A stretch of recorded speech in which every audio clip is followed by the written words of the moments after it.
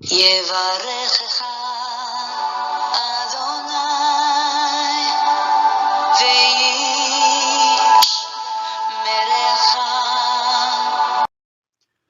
예바레크카 아도나이 베이시메레카. 사랑하는 성도 여러분, 오늘 하루도 전지전능하신 임마누엘의 하나님께서 여러분에게 복을 주시고 여러분을 안전하게 지켜주시기를 축복합니다. 아멘.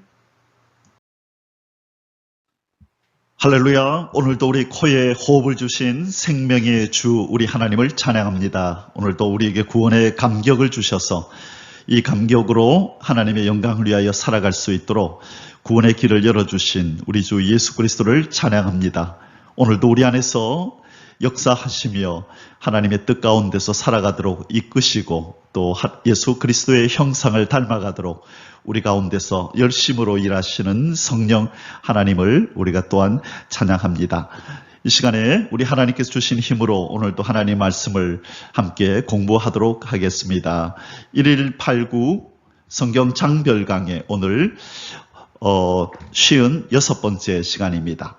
오늘은 출애굽기 6장 말씀을 함께 공부하겠습니다. 오늘 6장 말씀의 제목은요, 시리와 절망에 빠진 모세를 위로하시는 여호와 하나님과 모세 가문의 족보 이야기입니다. 자, 우리 어제 말씀이 출애굽기 5장 22절로 끝이 났는데요. 22절에 보니까 이 바로를 만나니까 바로가 모세의 하나님으로부터 이 받은 명령을 전달하니 순순히 그렇게 받아들이지 않고 오히려 이 모세가 한 말 때문에 괘씸히 여겨서 이 이스라엘 백성들을 향하여 노역을 더욱더 가중하게 하여 그들을 힘들게 한 내용을 어제 우리 살펴보았습니다. 짚을 주지도 아니하면서 똑같은 수량의 벽돌을 만들라고 말도 되지 않는 요구를 함으로 백성들의 원성이 자자해졌습니다. 오히려 처음에는 구원자인 줄 알고 환영하고 반겨주었던 이 백성들조차도 이 모세로 인하여 아론으로 인하여 이 상황이 더 악화된 것을 알고 오히려 그 모세와 아론을 향하여 비난의 화살을 쏘아대었습니다. 그래서 이제 그런 바로의 반응 또 이스라엘 백성의 반응을 보고 이 뜻밖의 행동에 모세는 당황하여서 하나님 앞에 오늘 나아가서 오늘 6장에서 하나님 앞에 원망 불평을 쏟아놓고 왜 나를 보내셨냐고 그렇게 지금 하나님 앞에서 원망하는 내용이 이제 나옵니다. 우리 5장 22절부터 이제 그 내용이 이제 이어지는데요. 자, 이제 하나님께서는 시리와 절망에 빠진 이 모세를 위로하시고 다시 한번 힘을 북돋아 주면서 이 바로를 만날 수 있도록 하나님께서 이끌어 주십니다. 자, 그래서 어제의 말씀 출애굽기 5장이 이 하나님께서 바로에게 선전포고를 하신 내용이라면 오늘 6장은 드디어 하나님께서 본격적인 전쟁을 이제는 치르시는 장면이 오늘부터 이제 전개가 됩니다. 자, 그러면 오늘 우리 6장 말씀을 통해서 우리 하나님께서 우리에게 주시는 그 음성을 듣는 시간을 가지도록 하겠습니다. 오늘 출애굽기 6장의 주제 선구는 1절입니다. 여호와께서 모세에게 이르시되 이제 내가 바로에게 하는 일을 네가 보리라. 강한 손으로 말미암아 바로가 그들을 보내리라. 강한 손으로 말미암아 바로가 그들을 그의 땅에서 쫓아내리라. 자, 절망과 지금 실망에 빠진 모세에게 하나님께서 위로하시는 거죠. 모세야 힘내라. 이제 네가 보게 될 거다. 나의 강한 손을 내가 펼칠 텐데 내 강한 손으로 그 바로를 내가 항복시킬 것이다. 그래서 그가 내 백성들을 보낼 것이고 내 백성들을 그의 땅 애굽에서 쫓아내듯이 내보내게 될 것이다. 지금부터 네가 그 광경을 목격하게 될 거니까 힘을 내라라고 위로해 주시는 장면입니다. 오늘 공부하게 될 출애굽기 6장의 소주제들은 아래와 같습니다. 첫 번째, 언약의 신실하신 여호와 하나님. 1절에서 9절까지의 말씀 속에서는요, 우리 하나님께서 지금 모세를 보내시는 이 하나님께서 바로 여호와이신 하나님이다. 언약에 신실하신 하나님이다 하는 내용을 이제 자세히 우리가 살펴보게 될 것입니다. 바로 여호와 하나님은 누구의 하나님이라고 그랬죠? 아브라함, 이삭, 야곱의 하나님. 지금 하나님께서 모세를 통하여 구원의 역사를 진행하시는 이유는 바로 아브라함, 이삭, 야곱에게 언약하신 것을 이루시려고 그 여호와 하나님께서 일하시고 계신 것이죠. 그래서 오늘 모세에게 하나님은 여호와 하나님이다라는 것을 계시하시는 장면을 우리가 자세히 보게 될 것입니다. 그리고 두 번째로는 10절에서 13절에 모세를 다시 바로에게 보내시는 여호와 하나님. 좌절하고 낭망한 모세를 또 다독이고 또 위로하고 격려해서 다시 한번 힘을 얻고 바로에게 가서 하나님께서 명한 그 모든 일들을 잘 수행하도록 하나님께서 역사해 주시는 장면이 나옵니다. 세 번째로는 모세 가문의 족보. 갑자기 그 끝부분에 가면요 14절에서 30절 이렇게 짧지 않은 이 많은 구절에서 갑자기 모세 가문의 족보가 느닷없이 등장합니다. 왜 갑자기 모세 가문의 족보가 이렇게 등장하는지 우리 이 부분에서 함께 살펴보겠습니다. 자, 그러면 우리 본론적으로 첫 번째 살펴볼 소주제는 언약에 신실하신 여호와 하나님. 여호와 하나님이 바로 언약에 신실한 하나님이죠.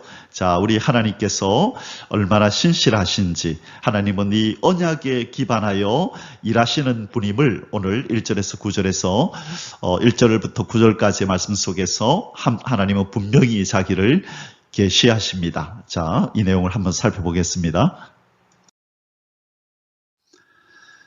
자, 첫 번째로 애굽 왕에게 강한 손을 나타내리라 말씀하시는 여호와 하나님. 출애굽기 6장 1절입니다.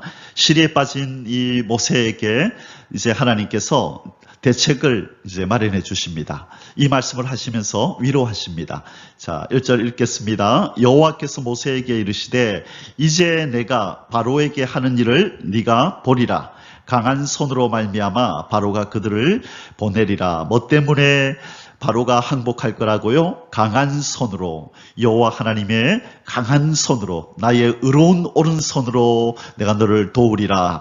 그렇게 말씀하시는 우리 하나님께서 강한 손을 이제 바로에게 나타내겠다고 말씀합니다. 또 한 번 강한 손 얘기를 또 하시네요. 강한 손으로 말미암아 바로가 그들을 그의 땅에서 쫓아내리라. 자, 이 강하다고 생각하는, 자기를 신이라고 여기는 이 바로를 이제 항복시키기 위해서는 이 바로보다 더 강한 능력을 보여서 더 강한 능력으로 이 바로를 눌러야 합니다. 압제해야 합니다.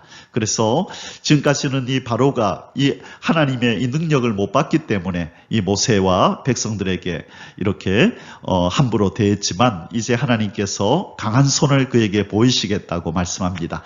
자, 인간의 실패, 인간의 좌절의 순간, 하나님의 백성의 그 실패의 순간처럼 보이는 그 순간이 바로 강하고 크신 하나님이 역사하실 때입니다. 사랑하는 성도 여러분, 낭망되고 절망되는 상황을 만나거든 이제 하나님이 일하실 때이구나 하고 우리는 뒤로 한 발자국 물러나고 강한 손을 가지고 계신 우리 하나님께서 앞장서셔서 이 일을 해결하시도록 우리는 기도로 그분을 믿고 신뢰함으로 그 일을 하나님 앞에 맡겨드려야 될 줄 믿습니다. 아멘. 자, 두 번째로 언약을 기억하시는 여호와 하나님, 2절에서 8절입니다. 하나님께서 모세에게 계속 말씀을 이어가십니다. 하나님이 모세에게 말씀하여 이르시되 나는 여호와니라. 자, 실망하고 좌절하여 이 돌아온 이 첫 번째 단판에서 이 바로에게 참 이 케오패를 당하고 돌아온 이 모세에게 하나님께서 처방을 내리시는데 바로 하나님의 거룩한 이름, 그 성호를 알리는 겁니다. 뭐라고 알린다고요? 나는 여호와니라 이렇게 알리십니다. 나는 신실한 자다. 나는 약속을 반드시 지키는 신실한 하나님이다. 이렇게 모세에게 알립니다. 왜 이 얘기를 할까요? 내가 너에게 명령한 이 출애굽 이스라엘 백성을 데리고 나가는 이 일은 이미 이들 조상에게 아브라함, 이삭, 야곱에게 내가 언약한 거야. 약속한 거야. 그렇다면 약속을 지키는 내가 그 약속을 그냥 잊어버리거나 그리고 내가 없던 일로 하거나 그렇게 하지 않는다. 나는 여호와이기 때문에 나는 반드시 그들과의 약속을 지킬 건데 아브라함, 이삭, 야곱에게 내가 자기 후손들을 가나안 땅으로 인도하겠다고 내가 약속했다. 그러므로 네 눈에는 모세야 이 일이 어려울 것 같고 불가능해 보일지라도 이미 이거는 출애굽된 거나 다름없단다. 걱정하지 마라. 이제 너는 과정만 밟을 뿐이야. 요 과정이 지나면 출애굽이 분명히 일어난단다. 왜? 나는 여호와이기 때문이다. 그 얘기를 하시는 거예요. 자, 3절 말씀. 내가 아브라함과 이삭과 야곱에게 전능의 하나님으로는 나타났으나 이전에 아브라함, 이삭, 야곱을 인도하실 때에 하나님께서 전능한 하나님, 힘이 세신 하나님, 무엇이든지 하실 수 있는 하나님으로 그들에게 계시했었지만 나의 이름을 여호와로는 그들에게 알리지 않았었다. 그들은 나를 알기를 전능한 하나님 정도로 알았는데 지금부터는 내가 아브라함, 이삭, 야곱의 후손들에게 이제 너를 통하여 내가 약속을 지키는 하나님임을 이제는 두드러지게 내가 보일 것이다. 그 얘기를 하시는 겁니다. 4절에 가나안 땅 곧 그들이 거류하는 땅을 그들에게 주기로 그들과 언약하였었나니 누가 거류하던 땅요 아브라함이 이삭이 야곱이 거류하던 그 땅을 내가 계속해서 주겠다고 약속했었단다. 이제 애굽 사람이 종으로 삼은 이스라엘 자손의 신음소리를 내가 듣고 나의 언약을 기억하노라. 나의 언약을 기억하노라. 자, 하나님께서는 우리의 허물과 우리의 과거와 우리의 죄들은 용서하시고 잊어버리시지만 그러나 그분의 언약은 반드시 기억하셔서 성취하시는 무슨 하나님이시다? 여호와 하나님이시다는 것. 우리가 이 하나님의 귀하신 이름을 기억하고 살 때에 우리는 성도로서 위험하고 힘든 이 광야 같은 세상을 사는 동안에 우리는 위로를 받고 담대함을 얻을 수 있는 줄 믿습니다. 우리 하나님은 어떤 하나님이라고요? 여호와 하나님, 약속과 언약에 신실하신 하나님이십니다. 할렐루야, 우리 하나님을 찬양합니다. 자, 언약을 기억하시는 여호와 하나님 뒷부분 마저 읽겠습니다. 6절에서 8절까지. 그러므로 이스라엘 자손에게 말하기를 나는 여호와라. 내가 애굽 사람의 무거운 짐 밑에서 너희를 빼내며 그들의 노역에서 너희를 건지며 편팔과 여러 큰 심판들로서 너희를 속량하여 너희를 내 백성으로 삼고 나는 너희의 하나님이 되리니 나는 애굽 사람의 무거운 짐 밑에서 너희를 빼낸 너희의 하나님 여호와인 줄 알지라. 내가 아브람과 이삭과 야곱에게 주기로 맹세한 땅으로 너희를 인도하고 그 땅을 너희에게 기업을 삼게 하리라. 나는 여호와라 하셨다 하라. 아멘. 자, 우리 어제도 말씀을 나눴지만 하나님께서 창세기 15장에서 아브라함과 무슨 언약을 맺었다 그랬죠? 햇불 언약을 맺으시면서 이스라엘 백성이 400년 동안 이방의 땅에 살다가 때가 되면 하나님께서 큰 능력으로 그 나라를 징계하고 이스라엘 백성을 불러낼 것을 약속했습니다. 그리고 나서 이제 모세를 통하여 출애굽이 일어나는데 그때가 1446년이라 그랬어요. 그러면 햇불 언약은 몇 년 전이라고 말씀드렸죠?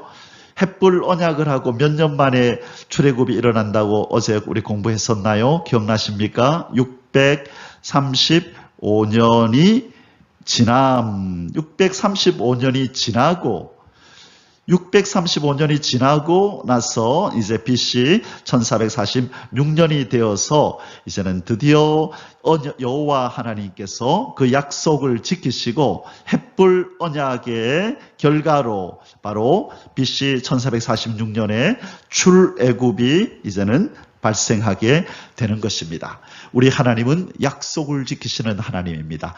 이 하나님의 이 계시인 또 사랑하는 자녀들을 위하여 보내신 편지인 이 성경을 통하여 하나님이 계속해서 우리에게 알리시기를 원하는 하나님의 성품이 그것이 바로 여호와 언약의 신실한 자, 약속을 지키는 신이라는 것을 내 백성아, 내 자녀들아 꼭 기억해 다오라고 말씀이라도 하는 듯이 계속해서 이 부분을 강조하고 있다는 것을 우리는 기억하고 우리 하나님을 섬기되 신실하신 하나님으로 모셔드리고 하나님이 우리에게 약속한 바가 있으면 의심하지 말고 환경과 상황이 그렇게 약속과 상반되게 흘러간다 할지라도 그러나 반드시 때가 되면 하나님은 언약을 이루신다는 걸 믿고 신뢰하며 인내함으로 우리 하나님을 바라보시기를 주님의 이름으로 축복합니다. 아멘. 자, 세 번째, 노역에서 건져주리라는 여호와의 말씀을 모세를 통하여 듣고도 냉담한 반응을 보이는 이스라엘 백성들. 자, 지금 이스라엘 백성들은 이 모세, 그 바로에게 이 부당한 요구를 거두어 달라고, 그렇죠? 그렇게 얘기했는데, 바로는 듣지 않았습니다. 모세도 그렇게 바로에게, 하나님의 말씀을 전했지만 그의 말이 통하지 않았지요. 자, 먼저 바로에게 실망을 한 이 모세는 이제 하나님 말씀을 자기 백성들에게 전하는데 자기 백성은 이제 더 이상 모세의 말을 듣지 않습니다. 그래서 또 한 번 이번에는 자기 백성들, 유대인들, 이스라엘 사람들로 인하여 모세는 또 실망하고 좌절하게 됩니다. 자, 6장 9절입니다. 모세가 이와 같이 이스라엘 자손에게 전하나 뭘 전한 거죠? 조금 전에 하나님의 말씀, 그죠?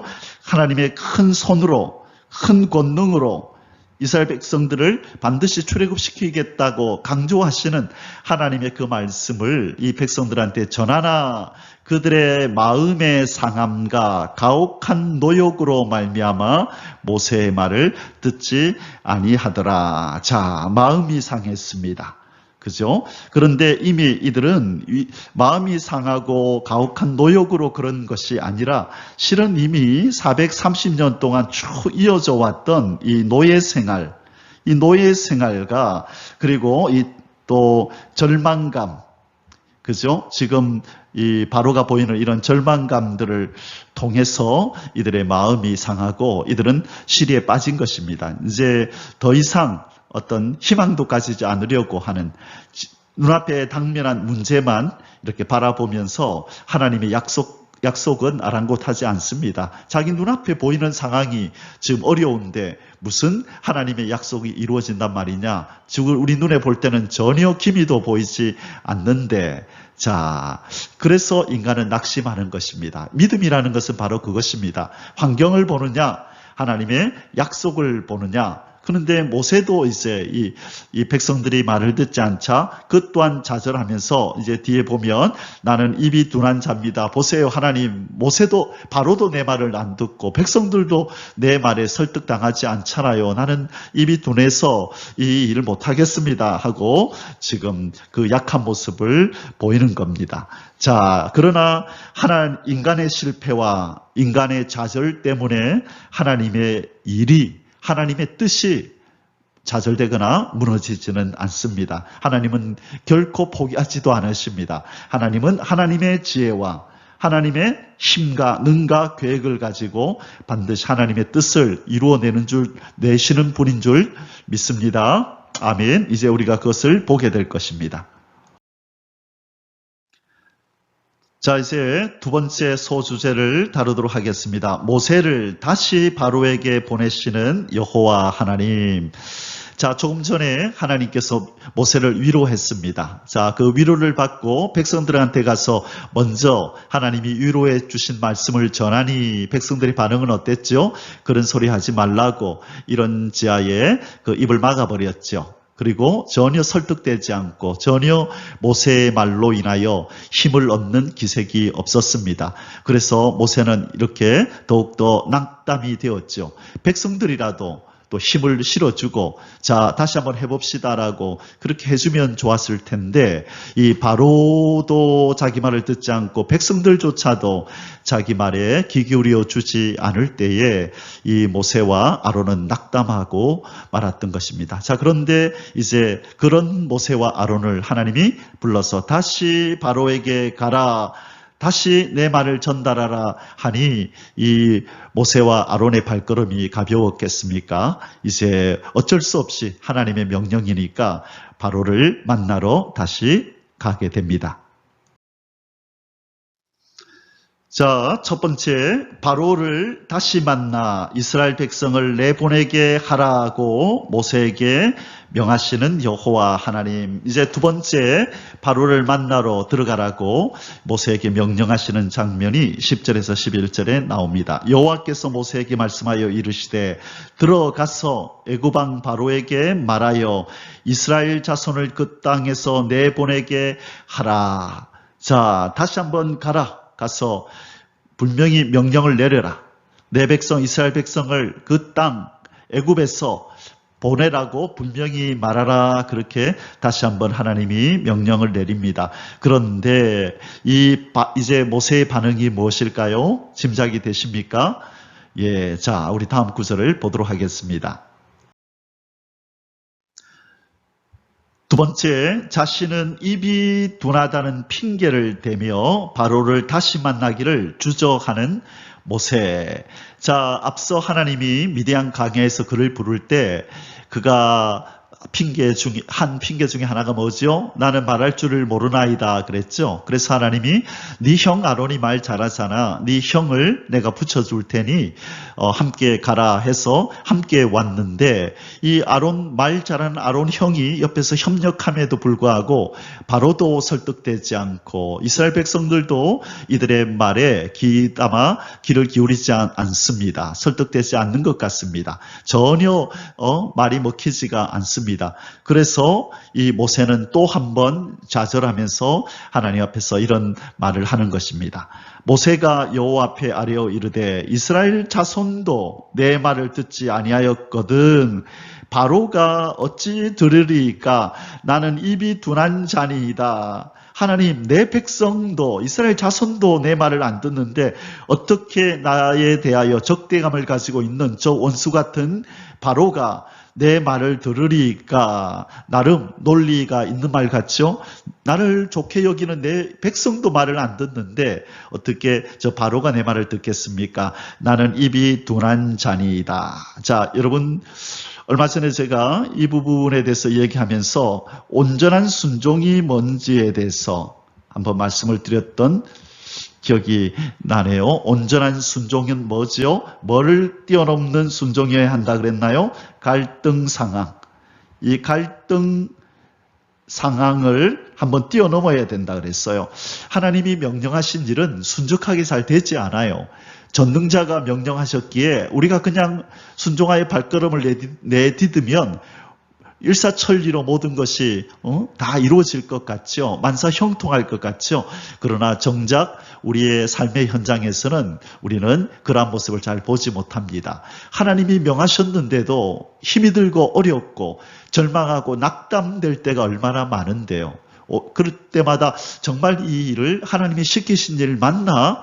라는 생각이 들 정도로 내가 뭘 잘못 들은 거 아니야? 라는 생각이 들 정도죠. 누가 그랬죠? 바로 바울이 그랬죠. 복음을 전하러 갔는데 매 맞고 배가 파손되고 못 자고 그죠? 얼마나 고충을 많이 당했어요. 그 바울을 죽이지 않고서는 밥 먹지 않겠다는 수십 명의 무리들이 생겨나고, 이 바울의 입장에서는 이상하다. 이 일이 하나님이 명하신 일이라면 전지전능하신 하나님이 내 가는 길을 평탄하게 해주셔야지. 왜 이렇게 힘이 들고 어렵게 하지? 혹시 내가 이거 잘못된 일을 하고 있는 건 아닐까? 이런 갈등 상황을 맞이한단 말이죠. 아브라함이 떠나라에서 떠났는데 아내를 빼앗기고, 그렇죠? 그런 일들이 벌어진다는 거죠. 모세도 마찬가지입니다.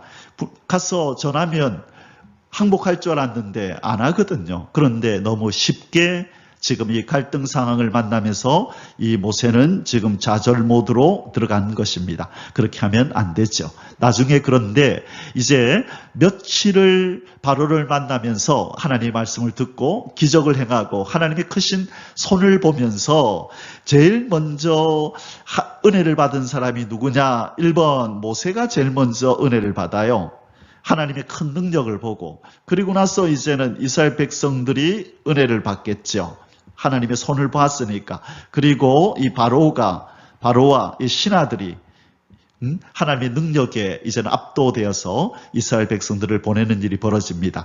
자, 하나님의 일에 쓰임받던 모세가 제일 큰 영적인 유익을 얻는 것입니다. 그래서 나중에는 정말 담대하게 바로 앞에서 큰 소리를 땅땅 치면서 이제는 위에 올라가서 바로를 내려다 보는 듯이 그렇게 말을 하는 모세를 우리는 보게 됩니다.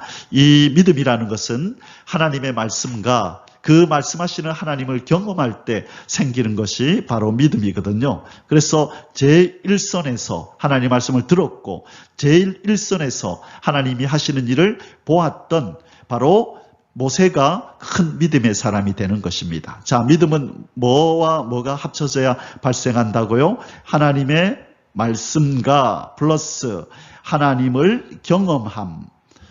이 두 가지가 합쳐져야 참된 믿음, 큰 믿음이 주어지는 겁니다. 하나님의 말씀, 2번 하나님을 경험함, 체험이라고 그러죠. 영적인 체험이 있을 때에 큰 믿음이 나오는 것입니다. 그래서 하나님 말씀만 지적으로 지식으로 아는 자가 아니라 그 말씀을 우리 삶 속에서 실천하고 나아갈 때 그 말씀대로 행하시는 하나님을 많이 본 자가 믿음이 있게 되는 것입니다. 자, 그 뒤를 계속 한번 보겠습니다. 13절에 여호와께서 모세와 아론에게 말씀하사 그들로 이스라엘 자손과 애굽 왕 바로에게 명령을 전하고, 자, 누구에게 전했다고요? 이스라엘 자손에게도 하나님이 말씀하시고 애굽 왕 바로에게도 명령을 전하고 이스라엘 자손을 애굽 땅에서 인도하여 내게 하시니라. 백성들한테는 그렇게 말씀했겠죠? 하나님이 너희들 출애굽시킨다 그랬어. 걱정하지 마, 기다려 하고 애굽 왕 바로에게는 하나님이 내 백성 내 보내라 그래서 빨리 더 맞기 전에, 이제 하나님의 크신 손에 의해서 어려움 당하기 전에 빨리 그 명령에 순종하는 것이 좋을 것이다 라고 지금 애굽 왕 바로에게 전달하는 것입니다. 자, 사랑하는 성도 여러분, 이제 세 번째 마지막 소주제를 다루도록 하겠습니다.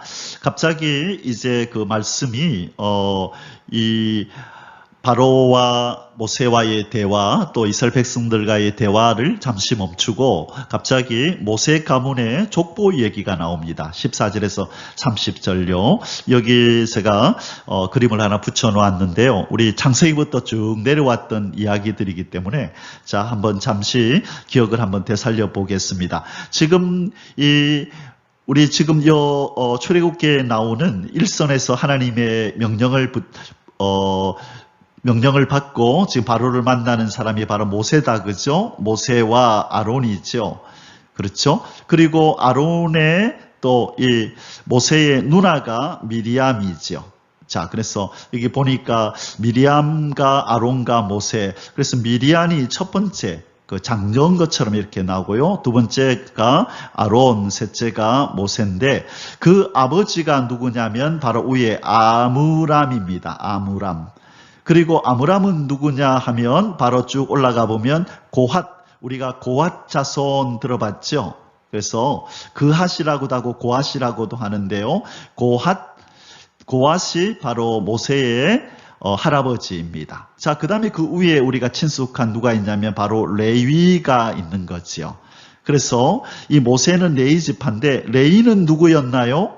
누구의 아들이죠? 바로 야곱의 아들이죠. 그렇죠? 저 위에 아브라함이 있고, 그렇죠? 아브라함의 아들 이삭이 있고, 이삭의 아들 야곱의 12아들 중에서 레이는 몇 번째였나요? 르시레유. 자, 르시레 하니까 세 번째네요. 그죠? 셋째 아들. 자, 엄마는 누구였지요? 레아. 그렇죠? 눈이 좋지 않았던 레아. 바로 이 레이 자손의 그 후손이 바로 모세 아론입니다. 그래서 야곱의 세 번째 아들 레이가 게르손과 고핫과 무라리를 낳았는데 바로 이 고핫 자손, 이 고핫 자손은 이 법궤를 메고 옮길 때 이 일을 담당했죠. 그렇죠? 자, 그래서 레위 지파 중에서 고핫 자손이 바로 그 일을 하는데요. 바로 이 모세는 고핫의 후손입니다. 고핫은 아브람, 이스할, 헤브론, 우셀을 낳았는데 또 아므람이 바로 미리암, 아론, 모세의 아버지가 되는 것입니다. 자, 그런데 이제 다음에 다음 제가 그림에서 하나를 더 보여드릴 텐데요. 이 모세의 엄마는 누구냐? 모세의 엄마가 누구냐 하면 요게벳이잖아요. 그죠? 그럼 요게벳은 누굴까요? 자, 이제 나중에 제가 다시 한번 설명하겠지만, 요게벳은 바로 이 레이의 딸입니다. 여기에 나와요. 여기에 요게벳이 여기 있어요. 그러니까 이 아므람은 그러니까 자기 아버지가 고핫인데 아버지의 아마 그 여자 형제 그렇죠? 그러니까 고모가 되겠네요. 자기 아버지의 여형제니까 고모, 그죠? 고모하고 결혼을 해서 바로 모세를 낳고 아론을 낳고 미리암을 낳게 돼요. 자, 특이한 결혼을 한 사람입니다. 자, 뒤에서 나중에 나올 때 다시 한번 자세히 설명을 드리도록 하겠습니다. 자, 이제 우리 레위 지파의 가문들, 그래서 모세 가문 이러면 레위 지파 가문이죠. 야곱의 세 번째 아들이었던 레이가 고핫을 낳고 고핫이 아므람을 낳고 아브람이 모세를 낳고 아론, 미리암을 낳고 그리고 이 아론의 후손으로 그죠? 제사장이 쭉 이어지죠. 그래서 아론을 통하여 1대 대제사장 아론. 그래서 이제 나답과 아비후가 그 뒤를 이어야 되는데 다른 불을 들임으로 하나님이 죽여버리죠. 그래서 엘르아살이 그 제사장 직분을 이어받고 쭉 비느하스, 그 유명한 비느하스가 여기 있고요. 쭉 이어져서 마지막 요사닥까지 가는 이 제사장의 족보가 쭉 여기에 있습니다. 자, 갑자기 느닷없이 왜 모세 가문의 족보가 등장을 하느냐 하면 바로 하나님의 역사에서 중요한 지위를 차지하는 이 제사장의 가문이기 때문에 그래요. 제사장, 바로 아론, 그죠? 이 아론의 레위 지파가 바로 그 제사장의 가문이잖아요. 그죠? 그래서 아론으로 이어지는 이 제사장의 가문은 이스라엘 역사에 있어서 하나님의 구속사역에 있어서 너무나 중요한 역할을 감당하는 그런 직책이기 때문에 바로 그 제사장 직책을 맡은 레위 지파, 바로 그 레위 지파 모세와 아론 이야기를 이렇게 느닷없이 갑자기 이렇게 꺼내어서 족보를 나열하고 있는 것입니다. 자, 그런데 첫 번째로 특별히 족보 중에서 야곱의 세 아들을 이렇게 집중적으로 먼저 얘기를 합니다. 누구냐면 루벤과 시므온과 레위. 자, 야곱의 몇 번째 아들이지요? 루벤은 첫 번째, 르시레. 첫 번째, 두 번째, 세 번째 차례대로 다 나왔네요. 르시레. 자, 이 세 아들의 엄마는 누구라고요? 레아. 그렇죠? 자, 그래서 이 세 아들에 대한 이야기가 나오는데 이 세 아들의 이야기 중에서 이 레이가 나왔죠. 이 레이는 역사적으로 볼 때, 창세기에서 볼 때 그렇게 훌륭한 인물이 아니었어요. 자, 성경을 읽고 설명을 좀 드리도록 할게요. 자, 14절에서 25절까지인데요. 먼저 앞부분을 좀 보겠습니다. 그들의 조상을 따라 집의 어른은 이러하니라. 이스라엘의 장자 르후벤의 아들은, 자, 루벤은 첫째 아들이죠. 야곱의 첫째 아들.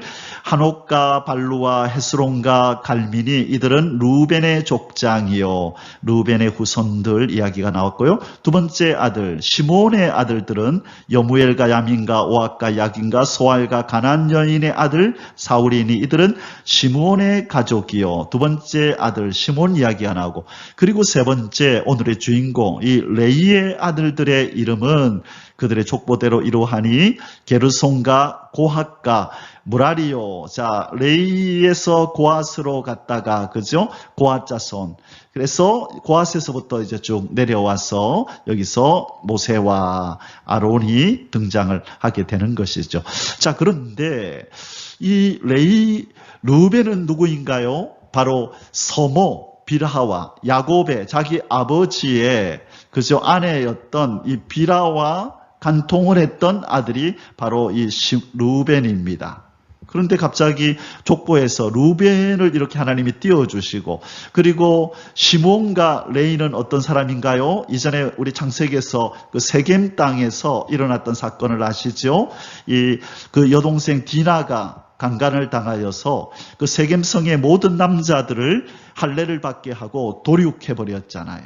살인을 저질렀죠. 기억나시죠? 바로 그런 아들들이에요. 그래서 루벤, 시므온, 레이 그러면 야곱의 아들들 중에서 그렇게 특출나거나 비범하거나 무슨 영웅적인 행위를 하거나 전혀 그런 면이 없었죠. 오히려, 그죠? 더 유다가 자기 형제를, 요셉을 구원하려 그러고, 이 애굽에 내려갔을 때 자기 형제를 구원하기 위해서 애를 쓰는 그런 모습들을 또 보여주고 또 그랬었죠. 자, 그런데 오늘 바로 이 아론과 모세는 이 세겜 사람들을 도륙하고 살육했던 레이의 후손으로 이렇게 하나님이 보내셨습니다. 무엇을 얘기를 하죠? 이 하나님의 역사는 인간의 됨됨이를 가지고 인간의 어떤 역량, 그의 지혜, 지식, 그의 가문을 보는 것이 아니라 하나님의 주권적인 선택이라는 거예요. 하나님이 주권적으로 선택을 하시는 것이 인간의 어떤 그 조건에 여야에 달려 있는 것이 아니라는 거예요. 바로 하나님은 하나님의 뜻을 따라 사람을 택하시고 하나님은 은혜를 주시고 하나님은 은총을 내리시고 또 어떤 자들은 그렇게 하지 않으시고 그 주권이 누구에게 있다고요? 하나님께 있음을 알리시는 것입니다. 자, 그래서 우리는 하나님 앞에서 은총을 구할 뿐이지요. 하나님 긍휼히 여기시고 은혜를 베풀어 주옵소서. 나는 내세울 것 없지만은 하나님이 나에게 은혜를 베풀어 주시면 내가 살겠나이다 라는 전적으로 하나님의 은혜를 구하는 자가 그렇게 되어야 할 줄 믿습니다. 아멘. 자, 계속 이어지는 족보들을 읽겠습니다. 게르손의 아들들은 그들의 가족대로 님니와 시므이요. 고앗의 아들들은 아무람과 이스할과 헤브론과 우시엘이요. 고앗의 나이는 130세였으며, 자, 이 고앗 자손이 이제 고앗이 나왔네요. 그죠? 고앗. 레이의 아들. 자, 무라리의 아들들은, 자, 레이가 게르손을 낳고 고앗을 낳고 무라리를 낳고 그랬죠. 자, 무라리의 아들들은 마흘리와 무시니 이들은 그들의 족보대로 레이의 족장이요. 아무람은 그들의 아버지의 누이 요게벳을 아내로 맞이하였고, 자, 아므람은 누구예요? 고앗의 아들이죠. 고앗의 아들 아므람은 그들의 아버지의 누이 요게벳을 아내로 맞이하였고, 그는 아론과 모세를 낳았으며 아므람의 나이는 137세였으며, 자, 다시 한번 그 아까 족보 도표를 좀 보여드릴게요. 자, 아까 봤던 족보가 또 나왔네요. 자, 레이가 여기 있습니다. 그죠? 레이는 야곱의 세 번째 아들 르시레유. 자, 그 위에 야곱이 있고, 야곱, 레이에서 어디로 내려왔다고요? 고아스로 내려왔죠. 자, 레이의 딸이 바로 누구냐면 요게벳입니다. 요게벳.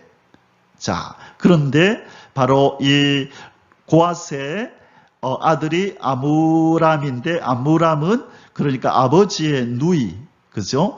이 아버지의 누이, 여자 형제와 결혼을 했다는 거예요. 그래서 모세가 나왔고, 바로 그래서 모세의 엄마가 누구라고요? 요게벳이다라는 우리가 그런 지식이 있잖아요. 그죠? 바로 그래서 모세의 엄마는 이렇게 특이한 어떤 이 아버지와 이 엄마의 관계는 특이하다라는 걸 참고로 우리가 알고 있으면 도움이 되겠습니다. 혹시나 필요할까봐 제가 이 레이 지파의 이 레이 자손들의 이런 어떤 족보들을, 이름들을 쭉 나열한 그 그림을 한 3장 올려놓았습니다. 혹시 필요하시면 참고하시라고 올려놨으니까요. 제가 자세히 다루진 않겠습니다. 레이의 아들 게르손의 또 아들들이 쭉 이렇게 나오죠. 자, 그 다음에 이제 누구의 아들들이 또 나올까요? 1번 게르손의 아들들, 그 다음에 2번은 고아스의 아들들, 3번은 무라리의 아들들, 족보들이 이제 다음 장에서 이어질 것입니다. 자, 이번에는 그렇죠. 이제 두 번째 고아스의 자손들의 이야기가 쭉 이어지고요. 자, 세 번째는 세 번째는 무라리의 아들들의 그 족보 이야기가 쭉 이어집니다. 자, 그러면 이제 그 모세 가문의 족보 이야기를 우리가 이제 뒷부분을 마저 좀 보겠습니다. 야곱의 세 아들 시므온과 그리고 레이의 후손들, 이스할의 아들들은 고라와 네벡과 시그리오, 우시엘의 아들들은 미사엘과 엘사반과 시드리오. 아론은 암미나답의 딸 나손의 누이 엘리세바를 아내로 맞이하였고, 자, 아론의 아내 이름이 나왔네요. 아론의 아내 이름은 엘리세바. 그는 나답과 아비후와 엘르아살과 이다마를 낳았으며, 자, 그런데 나답과 아비후는 다른 불을 드림으로 하나님이 그 제사를 잘못 드리는 것 때문에 죽여버리셨죠. 그래서 아론의 제사장 직분은 누구로 이어졌어요? 엘르아살로 이어졌다. 자, 그리고요, 이 고라 자손 알죠? 이 고라의 아들들은 이 네 지파 중에 고라가 나중에 이 모세를 향하여 그죠? 이 항의를 하고 덤벼들다가 하나님이 땅을 갈라서 노아의 가족들을 하나님이 땅 속에 묻어버렸죠. 매장시켜버린 사건 아시죠? 바로 그 고라입니다. 고라의 아들들은 아실과 엘가나와 아비아삽이니 이들은 고라 자손의 족장이요. 아론의 아들 엘르아살은 부디엘의 딸 중에서 아내를 맞이하였고 그는 비느하스를 낳았으니, 제가 이렇게 이름을 크게 적을 때는 아주 유명한 사람이라는 의미예요. 자, 아론 1번, 그 다음에 엘르아살, 그죠? 2번, 그 다음에 비느하스 3번. 비느하스는 이 이스라엘 백성이 발람 선지자, 이 발람, 그죠? 이 발람을 꼬셔가지고 상을 줄 테니까 이스라엘 백성을 저주하라 그렇게 했었는데 당나귀가 그죠? 나귀가 막았죠. 그죠? 나귀가 말을 하면서 그래서 하나님의 명령을 들으라고 하나님이 위협하시던 장면 기억나죠? 이 발람이 나중에 발락에게 알려줘요. 돈을 받고 이스라엘 백성을 어떻게 하면 멸망시킬 수 있을지. 그래서 이방인 여인과 간통을 하게 하고, 근데 이 남자가 이 이방 여인을 자기의 텐트로 데리고 오는 것을 비느하스 이 제사장이 보고 그들을 창으로 찔러서 죽여버립니다. 그런데 살인죄를 저질렀는데도 하나님께서 잘했다라고 하면서 나의 질투심으로 네가 그렇게 했다. 너의 후손은 영원히 제사장이 될 거다라고 하나님께서 극찬하시는 사람이 바로 비느하스입니다. 그래서 우리가 수련회나 어떤 이런 그 집회에 가면 제목 중에 하나가 비느하스여 일어나라. 이 시대에 비느하스여 일어나라. 이제 그런 제목들을 보게 되는데요. 바로 이 비느하스가 바로 아론의 후손인 것입니다. 자, 두 번째로 제가 앞부분에서 좀 설명드렸던 내용이 나와서 간단하게 설명하고 넘어갈게요. 모세와 아론의 족보가 쓰여진 이유는 부족하지만 하나님의 주권적 선택으로 이스라엘의 구원자가 되었음을 알리는 것입니다. 자, 왜 아론과 모세와 아론이 부족하다 그러죠? 그의 그 조상들이 누구였다고요? 레이였잖아요.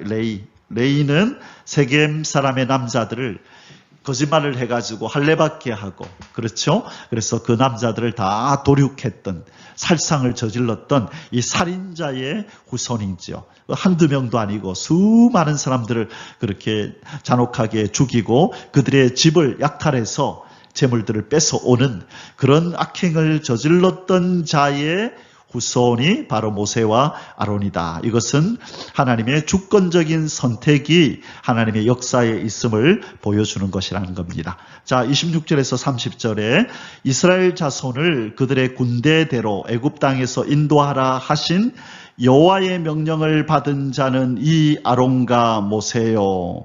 이 명령을 받은 자가 바로 아론과 모세다. 강조하네요. 27절에 애굽왕 바로에게 이스라엘 자손을 애굽에서 내보내라 말한 사람도 이 모세와 아론이요. 자, 바로를 만나서 하나님의 명령을 이행한 그 사람도 바로 모세와 아론이요. 레위 지파 사람이요. 여호와께서 애굽 땅에서 모세에게 말씀하시던 날에 여호와께서 모세에게 말씀하여 이르시되 나는 여호와라. 내가 너에게 이르는 바를 너는 애굽왕 바로에게 다 말하라. 모세가 여호와 앞에서 아뢰되 나는 입이 둔한 자이오니 바로가 어찌 나의 말을 들으리까. 자, 말은 누가 하는 거죠? 모세가 하죠. 그러나 그 말의 내용을 주시는 이는 하나님이십니다. 이 모세는 뭐로만 쓰이면 되는 거죠? 모세는 도구로만 쓰이면 되는 거죠. 하나님이 말씀을 주시겠다고 하셨기 때문에 내가 말을 못합니다라는 핑계는 하나님 앞에 통할 수가 없는 것입니다. 자, 오늘 이 부분에서 강조하는 게 뭐라고요? 하나님의 선택은 하나님의 주권에 달렸다. 인간의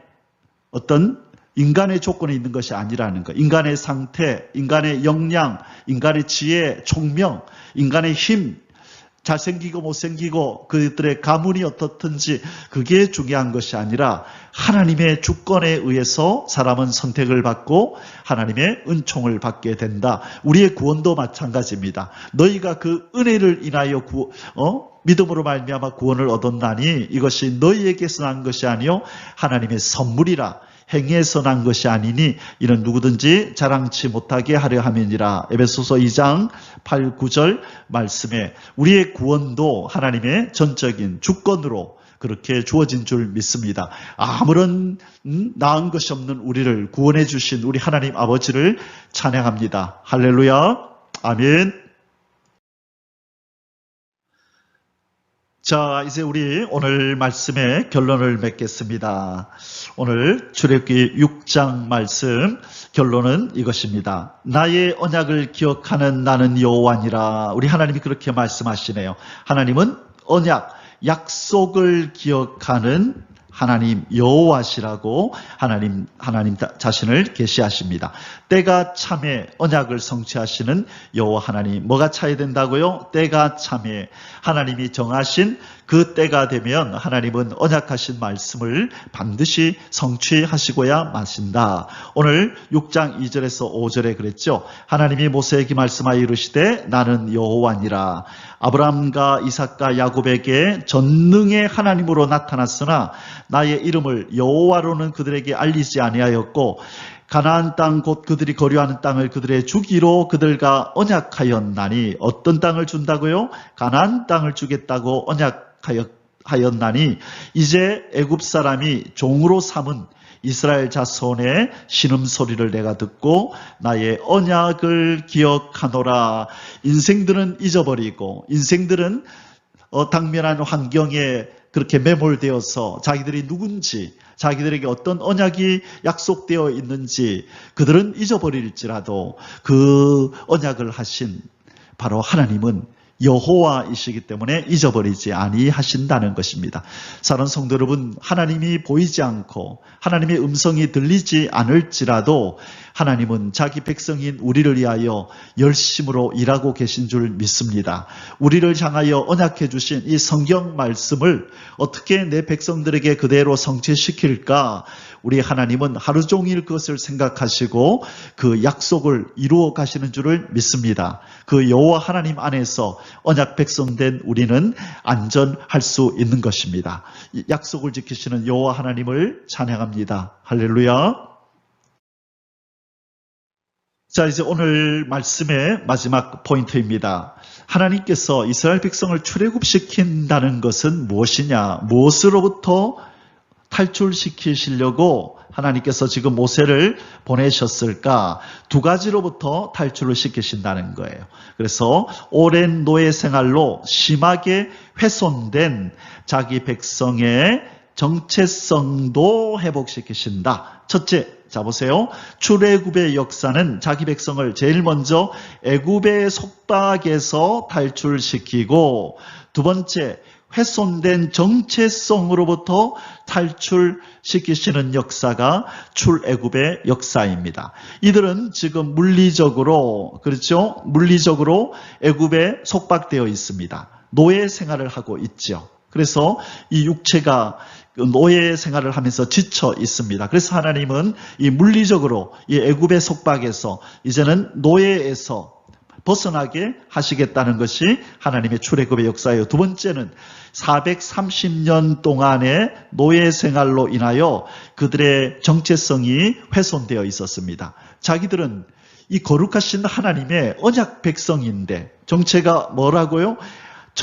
이 여호와 하나님의 언약 백성, 전지전능하신 여호와의 언약의 백성이잖아요. 그죠? 그런데 지금 자신들을 뭐라고 여기고 있어요? 노예 근성에 찌들린 바로의 노예라고 생각하고 있는 거예요. 그래서 하나님이 그들을 물리적으로 애굽에서 탈출시킬 뿐만 아니라 이 430년 동안 이들을 압박하고 있던 노예 근성으로부터, 이 노예라는 정체성으로부터 이들을 탈출시켜서 너희들은 노예가 아니라 나의 거룩한 백성이야, 나의 사랑받는 자녀야 라는 것을 그들에게 심으셔야 하는 중요한 과제가 하나님 앞에 달려있는 것입니다. 그래서 하나님이 모세를 통하여 애굽에서 탈출시키고, 그리고 광야 생활을 통하여 이들의 정체성, 노예 근성으로부터 탈출시키는 일이 일어나게 되는 것입니다. 사랑하는 성도 여러분, 우리는 마귀의 자녀였다가 하나님의 자녀가 되었습니다. 우리의 정체성이 바뀌었습니다. 이제 우리는 이 바른 정체성을 가지고 우리가 섬기는 것은 이 바로 마귀가 아니라 바로 우리를 건지신 여호와 하나님, 우리 주 예수 그리스도 성령 하나님이신 줄 믿고 우리는 이 성삼위일체 하나님을 섬기며 예배하며 그분 만날 날을 기다리는 언약 백성으로 살아가시기를 주의 이름으로 축원합니다. 오늘도 여호와 하나님의 도우시는 손길이 저와 여러분에게 함께 하셔서 평안하고 안전한 하루가 되시기를 주님의 이름으로 축복합니다. 할렐루야. 아멘. יברכך